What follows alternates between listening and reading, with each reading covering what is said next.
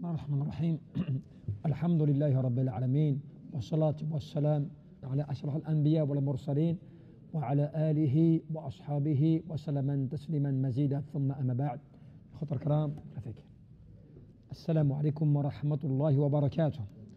Inch'Allah, nous allons aborder une ibra, une leçon à tirer qui est en fait de ce que l'on nomme al-shawq ila Allah subhanahu wa ta'ala, le désir dans le fait dans le fait de rencontrer Allah subhanahu wa ta'ala.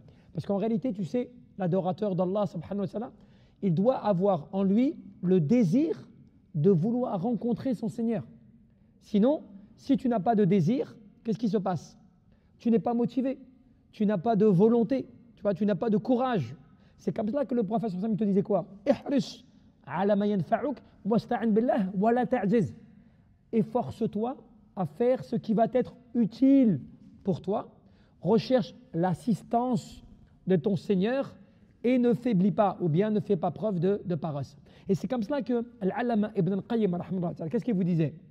La na'ima illa bi ma'rifatillah wa mahabbatihi wa tutmaninna bi dhikrih wa l'imtihaji bi qurbih wa shawqi ila liqa'ih fa hadhihi jannatuhu al-ajilah.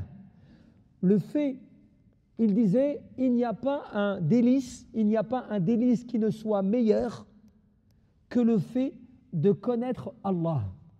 Il n'y a pas un délice, un plaisir qui ne soit meilleur que le fait de connaître ton Seigneur. Il te disait, le fait aussi de l'aimer et le fait d'être apaisé par lui et le fait de te rappeler Allah Azza wa Jal et d'être proche de lui, et le fait d'avoir le désir de vouloir le rencontrer. Parce que celui qui veut rencontrer quelqu'un, eh bien c'est forcément quelqu'un qui a envie ou bien qui est aimé. Tu vois, tu ne peux pas vouloir rencontrer quelqu'un, avoir l'envie, le désir de rencontrer quelqu'un si cette personne-là, tu ne l'aimes pas. Et peut-être même que cette personne, il se peut qu'elle t'aime aussi, n'est-ce pas? Donc c'est comme cela que l'adorateur d'Allah, il doit développer ce qu'on appelle le désir en lui. Parce que quand tu développes ton désir, qu'est-ce que cela veut dire? Cela veut dire que tu fais les œuvres, les causes, pour te rapprocher d'Allah. Et comment tu fais cela? Avec les bonnes œuvres, les paroles et les bons actes. Et donc on te dit, celui qui arrive à faire cela, à avoir le désir de rencontrer Allah, à faire le bien, eh bien cette personne, elle est déjà dans un paradis avancé, dans un paradis qui est comme une sorte de paradis dans ce bas monde. Le paradis de ce bas monde, il ne faut pas l'oublier, le paradis de ce bas monde, il ne marche, il ne fonctionne que pour ceux qui se rappellent Allah, bi ma'rifatillah wa bi dhikrillah, avec le rappel d'Allah, avec l'amour d'Allah, avec les bonnes œuvres, tout cela, eh bien quand tu le fais fit dunya dans ce bas monde, eh bien c'est un paradis. C'est un paradis avant le paradis des délices, le paradis éternel. Pourquoi est-ce que certains sages te disaient Fit dunya jannah, yani fit dunya jannah. Man lam yadkhulha lam yadkhul fit jannati al-akhirah. Dans ce bas monde, il y a un paradis. Dans ce bas monde, vous avez un paradis. Et celui qui n'entre pas dans ce paradis de ce bas monde, il ne pourra pas prétendre entrer dans le paradis de l'au-delà. Et le paradis de l'au-delà, c'est quoi? Eh bien sûr, c'est le paradis auprès d'Allah. Mais fit dunya, c'est quoi? C'est le paradis, al-iman billah subhanahu wa ta'ala, avec la foi en Allah, avec les bonnes œuvres, avec les bonnes actions. Tout cela, ça rentre dans un paradis. Et il te disait, certains de ceux qui ont aimé Allah Azza wa Jal, qu'est-ce qu'ils ont dit? Masakinu ahli al-dunya, kharaju min ad-dunya, wa ma dhaqu atyab ma fiha. Les pauvres de ce bas monde, regardez un petit peu comment ce que le hukama, as-salihin, les pieux, al-arifuna billah azza wa jal, al-alimuna billahi tabaraka wa ta'ala, ceux qui connaissaient Allah, ceux qui étaient savants d'Allah, qu'est-ce qu'ils disaient? Les pauvres de ce bas monde, ils ont quitté ce bas monde, ils sont partis de ce bas monde sans avoir goûté au meilleur de ce bas monde. Et donc, qu'est-ce qu'on a dit? Wa qalu wa ma atyabu ma fiha. Mais qu'est-ce qui est le meilleur de ce bas monde? On leur a posé la question. Qu'est-ce que le meilleur de ce bas monde? Et qu'est-ce qu'ils ont répondu? Mahabbatullah wal uns bihi وَالشَّوْقُ إِلَى لِقَائِهِ. Le bonheur ou bien le bien ou le plaisir de ce bas monde, c'est le fait de connaître ton Seigneur, d'aimer ton Seigneur et d'avoir le désir de le rencontrer. Cela, eh bien, c'est le plaisir de ce bas monde, mais de qui? De ceux qui sont les pieux, de ceux qui sont les rapprochés d'Allah. Ce n'est pas donné à tout le monde. C'est pour ça que beaucoup de gens, ils perdent leur temps, des fois, à faire des choses en oubliant que ces choses-là, tu n'es pas sûr si elles sont acceptées par Allah, n'est-ce pas? Des fois, tu ne sais pas. Et donc, c'est pour cela que tu dois développer al-ikhlas, la sincérité, al-ikhlas, dans l'adoration d'Allah Azza wa Jal. Tu dois être sincère, te dévouer pour Allah, subhanahu wa ta'ala, pour te motiver afin de vouloir rencontrer ton Seigneur, avoir le désir. Et c'est comme cela qu'on te dit que ash-shawqu ila liqa'illah, le fait de désirer rencontrer Allah, pourquoi c'est quoi le but? Quel est le but de vouloir avoir le désir de rencontrer Allah Azza wa Jal? Il te dit ba'ithu ala kamali al-isti'dad wa ala khiffati a'ba'i as-sirr wa muzila li kulli futur wa hamilun ala kulli sidq wa ikhlasi wa inabah. Le fait que tu aies envie, que tu aies le désir de rencontrer ton Seigneur, cela va te pousser à faire des efforts pour plaire à Allah. Cela va te pousser à t'engager dans le chemin, dans les voies qui te mènent vers ton Seigneur. Cela va te permettre d'endosser et de supporter ce bas monde, c'est d'accepter les épreuves de ce bas monde, la difficulté de ce bas monde. Tu sais pourquoi? Parce que tu sais que la finalité, elle n'est pas ici, elle est dans l'au-delà. Et quand tu sais que tu es convaincu, tu as l'yaqin, la certitude, que la récompense, elle est auprès d'Allah Azza wa Jal, tu vois, que tu désires que ce que Allah va te garantir, va te promettre, et bien forcément, les difficultés de ce bas monde disparaissent. Là, tu te rends compte que tu es allégé, tu te sens mieux, tu te sens apaisé, ton cœur il est reposé, tu œuvres, tu as du courage pour adorer Allah, tu fais des efforts pour lui, tu fais le maximum parce que tu sais que tu désires rencontrer Allah Jalla fi'ula. Et c'est pour ça qu'Allah Jalla fi'ula te dit وَلَا تَشْتَرُوا بِعَهْدِ اللَّهِ ثَمَنًا قَلِيلًا إِنَّمَا عِندَ اللَّهِ هُوَ خَيْرٌ لَكُمْ إِن كُنتُمْ تَعْلَمُونَ مَا عِندَكُمْ يَنْفَعُ وَمَا عِندَ اللَّهِ بَاقٍ. Ne vendez pas l'au-delà à vil prix, c'est-à-dire ne vendez pas les récompenses de l'au-delà, les biens de l'au-delà à vil prix. Cela pourquoi? Pour l'amour de ce bas monde. Certes, ce qu'il y a auprès de vous, nous dit Allah subhanahu wa ta'ala, certes, ce qu'il y a auprès de vous va disparaître, alors que ce qu'il y a auprès d'Allah perdurera. Donc c'est à cela que tu dois te rappeler qu'Allah Jalla fi'ala, il t'appelle à quoi? Wallah yad'u ila daris salam. Allah Jalla fi'ala, il t'appelle à la demeure de la paix. Et c'est pour cela que ash-shawq ila liqa'illah mawjibun li tubib al-hayah wa qurrati al-'ayn wa ladhat al-qalb wa bahjati ar-ruh. Quand tu as le désir de vouloir rencontrer ton Seigneur, mais tu sais comme on l'a expliqué, avec conviction, avec dévotion, avec motivation, avec sincérité, eh bien automatiquement, tu trouves une force en toi, tu trouves une volonté en toi de vouloir adorer Allah et de mettre tout ce qui peut plaire à Allah Azza wa Jal parmi les bonnes œuvres.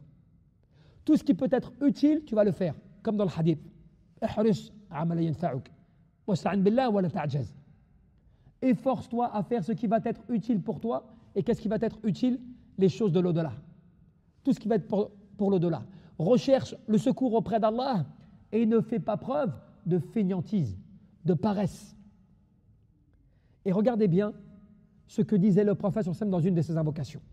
Il disait Allahumma ash'aluka ash-shawqa ila liqa'ik fi ghayri dara'a mudarra wa la fitnatin mudilla. Oh Allah, je te demande que tu m'accordes d'avoir le désir de te rencontrer sans qu'il y ait de difficultés qui me fassent supporter donc des problèmes ou des choses comme cela, et sans que je ne sois touché par une épreuve qui va m'égarer. Quand tu te rends compte de cette invocation, qu'est-ce que tu comprends? Tu comprends que comme quoi, Sa'ala, An-Nabi sallallahu alayhi wa sallam, le prophète, il a demandé quoi? An yahaba lahu shawqan ila liqa'ih. مصاحبا للعافية والهداية فلا تصحبه فتنة ولا محنة. Le prophète sallallahu alayhi wa sallam, qu'est-ce qu'il a demandé?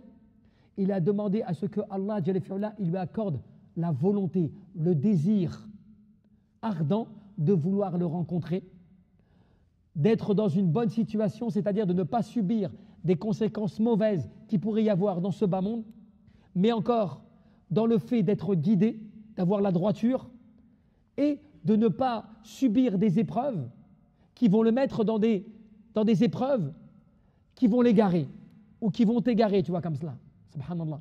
Et là, tu comprends que, eh bien, il est très important pour l'adorateur d'Allah d'avoir le désir de rencontrer Allah, de pouvoir espérer et demander à Allah Azza wa Jal qui renforce en toi, eh bien, ce désir. Beaucoup de gens ne se posent pas la question. Beaucoup de gens, ils ne s'intéressent pas. Ils ne se disent pas, mais est-ce que vraiment j'ai envie de rencontrer Allah? Est-ce que vraiment, au fond de moi-même, je suis prêt à faire beaucoup de choses pour mon Seigneur, pour pouvoir le rencontrer, pour qu'il soit content de moi, pour qu'il soit satisfait de mes œuvres? Beaucoup d'entre nous, on ne se pose même pas la question. Pour nous, c'est normal. Tu fais la prière, tu adores Allah Azza wa Jal, tu n'as pas besoin d'être motivé, d'avoir le désir vraiment. Alors que Allah, il te rappelle, bil Coran, par le Coran, qu'en réalité, vouloir le rencontrer, vouloir lui plaire, vouloir faire des bonnes œuvres, vouloir l'adorer, ça émane d'un désir de ta part. Plus tu vas augmenter le désir de le rencontrer, plus Allah, il va t'accorder eh bien, la volonté de faire les bonnes œuvres. Et c'est cela, ibadallah, l'un des secrets.